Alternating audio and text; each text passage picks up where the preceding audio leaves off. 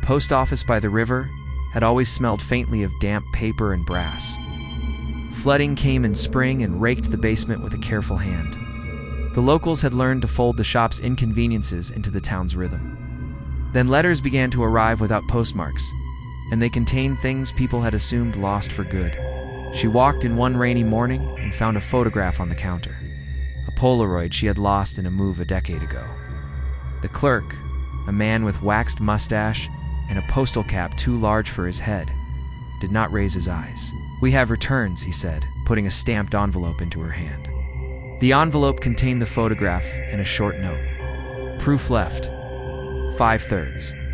There was no return address. The returns were tidy and bureaucratic.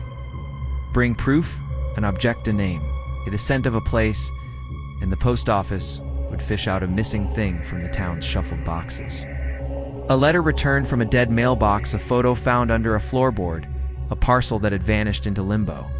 People lined up. Each exchange felt legal and right. Unsigned but processed. But water runs through ledgers.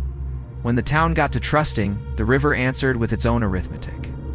For each recovered document, there was a small erasure elsewhere.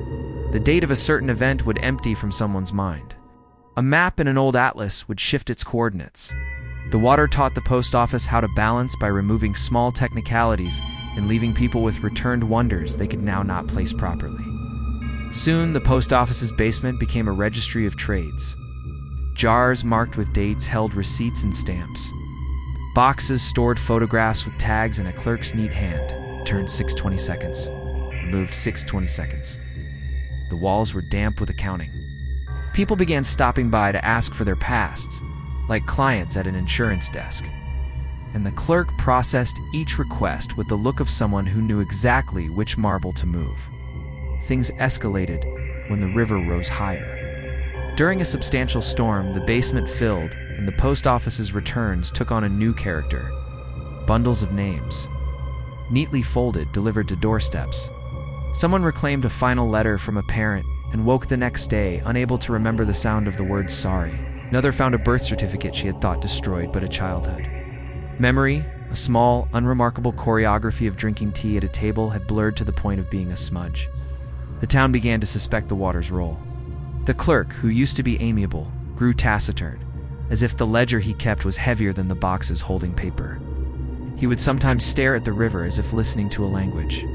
The post office still returned things because who could refuse the happiness of someone retrieving a letter lost for decades? But the community noticed the cost. Administrative precision traded for the soft human edges people use to find each other on ordinary days. She stopped visiting the counter frequently. Once pressed by the ache of forgetting, she left a proof and received a photograph of a place she had loved. The joy lasted until, in the grocery aisle a week later, she discovered she could not remember the name of a shop she had worked at for 5 years. The ledger had taken a small anchor in exchange. If you find a post office that returns what you buried, remember that water has its own way of balancing accounts. It wants to tidy, and it wants order.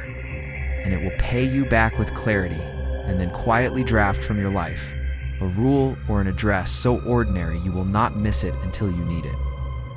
That is the cunning of places that keep records. Their bookkeeping finds your edges.